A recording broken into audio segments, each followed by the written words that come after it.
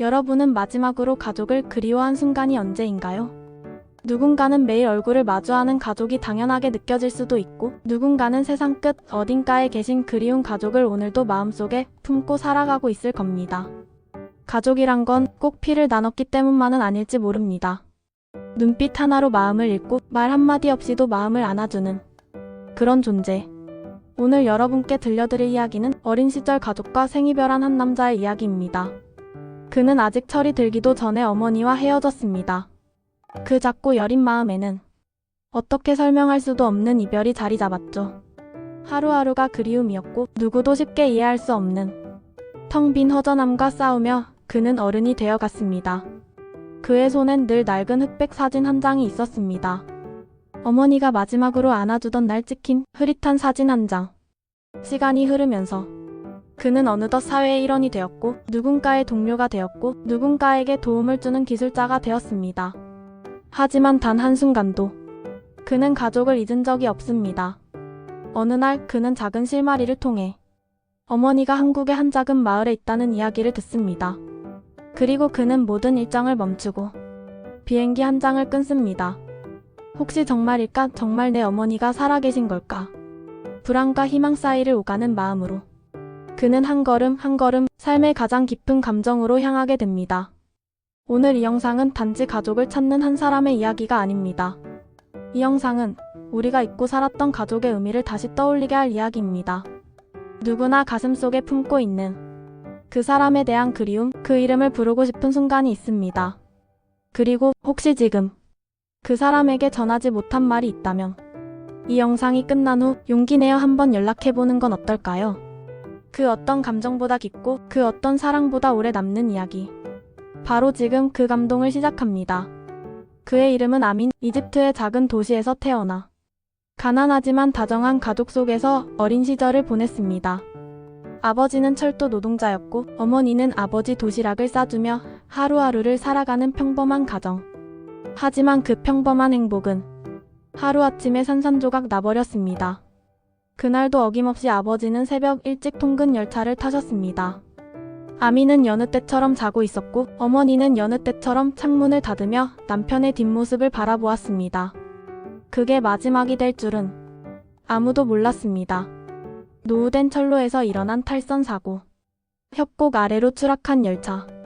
구조된 사람은 단 한 명도 없었습니다. 그렇게 아민의 세상은 조용히 무너졌습니다. 어린 아민은 아직도 기억합니다. 어머니가 교무실에서 조용히 울던 그 순간. 자신의 손을 꼭 쥐고 떨리던 그 체온. 그날부터 모든 게 바뀌었습니다. 어머니는 말수가 줄었고 밤이면 울음을 삼키는 소리가 벽 너머에서 들려왔습니다. 아미는 베개를 뒤집어쓰고 혼자 훌쩍이며 그 소리를 듣곤 했습니다. 철로를 지나갈 때마다 그날의 뉴스 속 이미지가 떠올랐습니다. 마치 철로가 자기를 바라보며 왜 우리를 믿었냐고 말하는 것 같았습니다. 하지만 그 감정이 미움으로만 남진 않았습니다. 아미는 그 철로를, 자신의 아버지를 죽인 그 철로를 변화시키겠다고 결심합니다. 그 결심은 아주 어린 시절 조용히 마음속 깊은 곳에 박혀 삶을 이끄는 불씨가 되었습니다. 아미는 가난 속에서도 독하게 공부했습니다. 도서관에서 철도와 관련된 책을 모조리 읽었고 낡은 영어 사전을 곁에 두고 밤을 새우는 일이 다반사였습니다. 친구들이 놀러 갈 때도 그는 노트북 앞에서 시뮬레이션을 돌렸습니다. 어린 마음에 복잡한 시스템을 이해하지 못할 때면 아버지 사진을 보며 다짐했습니다. 내가 바꾸겠다고 했잖아. 절대 포기하지 않을 거야. 하지만 현실은 냉정했습니다. 가난은 기회를 주지 않았고 국내에선 제대로 공부할 수 있는 환경도 마련되지 않았습니다. 그래서 그는 다른 길을 택합니다. 가이드가 되어 관광객들에게 고대 문명을 설명하며 돈을 모으고 시간을 쪼개어 꿈을 쫓기 시작했습니다. 그의 운명은 그날 한 일본인 철도 엔지니어를 만나면서 바뀝니다. 그는 사막 위를 달리는 한국의 KTX 사진을 보여주며 한국은 기술이 없던 나라에서 세계 최고가 된 나라라고 말했습니다.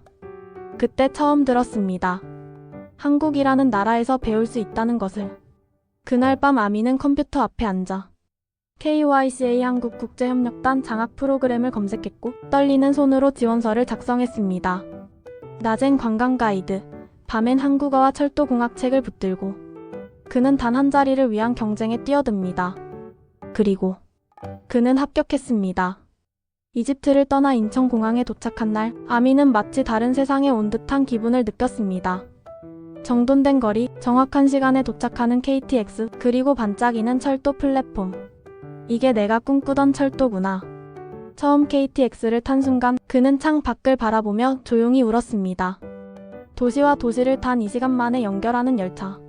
사막을 가로지르며 흔들림 없이 달리는 그 설계. 그 모든 것이 가능하다는 증거처럼 느껴졌습니다. 그는 한국에서 열심히 공부했습니다. 언어의 장벽, 문화적 차이, 외로움. 그 모든 것을 꿋꿋하게 견뎠습니다. 누구보다 빠르게 이해하고, 누구보다 오래 질문하고, 누구보다 더 간절하게 배웠습니다. 왜냐면 그의 공부는 꿈이 아니라 사명이었기 때문입니다. 그리고 그날 그는 졸업 논문 발표에서 사막과 고온 지역에 최적화된 철도 설계를 발표합니다. 교수들은 모두 놀랐습니다. 이론과 현실을 연결한 혁신적인 접근. 한국 기술과 이집트의 현실을 융합한 논리. 한 교수는 말합니다. 이건 실제 프로젝트로도 진행할 수 있을 만큼 완성도가 높아요. 그는 한국에서 석사 과정을 마친 뒤 이제 다시 이집트로 돌아갈 준비를 합니다. 마지막 밤, 그는 아버지의 사진을 바라보며 조용히 말합니다. 이제 아버지께 드릴 말씀이 있어요. 저 준비됐습니다. 그날 멈춘 철로 위에 새로운 길을 놓겠습니다. 돌아왔습니다. 2해의 한국 유학을 마치고 아미는 다시 이집트 땅을 밟았습니다. 익숙한 공기의 냄새, 먼지 낀 철로, 그리고 낯익은 어머니의 눈물. 잘 다녀왔어요, 엄마. 어머니는 단지 그의 손을 꼭 잡고 너는 이제 이 나라의 희망이야. 라고 말했습니다. 하지만 현실은 그를 환영하지 않았습니다. 이집트 교통부의 철도 현대화 프로젝트는 겉으로 보기엔 야심찼지만 속을 들여다보면 오랫동안 썩어 있었습니다. 부패, 비리, 무능. 프로젝트 책임자는 기술보다 권력을 중시했고 회의는 혁신보단 침묵의 공모로 이어졌습니다. 아민이 한국에서 배운 기술과 자료들을 발표했을 때 대부분의 사람들은 흘겨보거나 속으로 웃음을 삼켰습니다. 이건 이상적인 얘기야. 여긴 한국이 아니라고. 실현 가능성 없어. 어차피 결정은 위에서 하니까. 심지어 한 간부는 그에게 너무 튀지 말라는 경고까지 했습니다. 우린 이 시스템 안에서 살아남아야 해. 아미는 혼란스러웠습니다. 내가 잘못된 건가? 아버지와 약속했던 그 결심이 이비정한 현실 앞에서 무력해지는 걸까? 그는 매일 밤 작은 책상 위에 아버지 사진을 올려두고 혼잣말을 했습니다. 아버지, 이 벽은 너무 높아요. 하지만 그날의 약속은 버릴 수 없어요. 그러던 어느 날 그는 우연히 프로젝트 예산 자료를 접하게 됩니다. 그리고 그 안에 숨겨진 충격적인 진실을 마주합니다. 실제 투입되는 자금은 공표된 예산의 절반도 안 되는 금액. 나머지는 불분명한 외주 계약비와 자문료로 처리돼 있었습니다. 이걸로 철로를 고친다고요? 이건 또 다른 사고의 씨앗입니다. 아미는 선택의 기로에 놓입니다. 침묵하며 안전하게 살 것인가?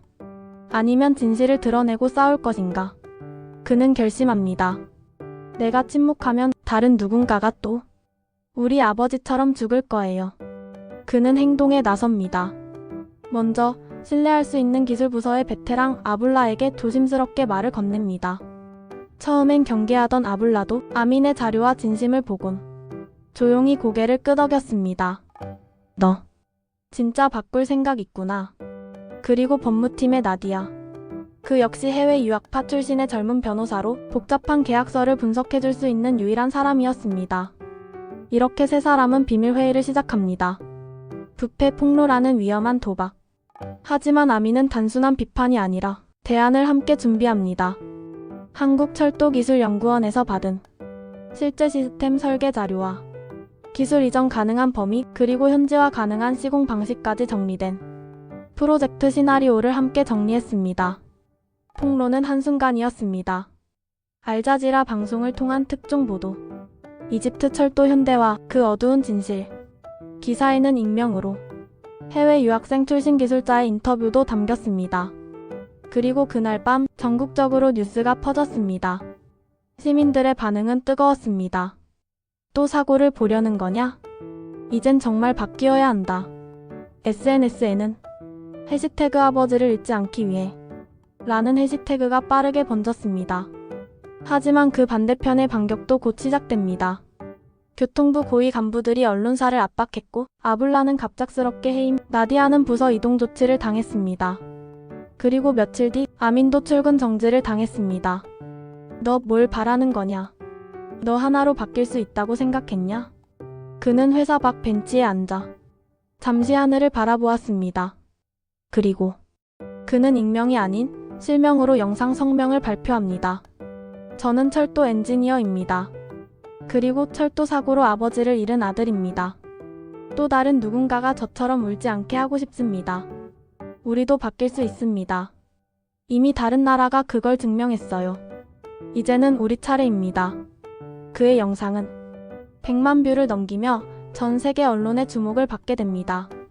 그리고 며칠 뒤 이집트 의회는 철도 부패 진상조사위원회를 긴급히 구성합니다. 그날 밤 아미는 조용히 어머니의 무릎에 기대어 속삭였습니다. 엄마, 이제 시작이에요. 이후 이집트 교통부는 아민을 중심으로 새로운 재구성 프로젝트 팀을 꾸립니다. 한국철도기술연구원과의 협약이 체결되고 아민은 다시 한국으로 연락을 취합니다. 그는 다시 한국의 교수님께 영상 전화를 걸어 말합니다. 교수님, 저희 나라에도 기적이 가능하다는 걸 보여주고 싶습니다.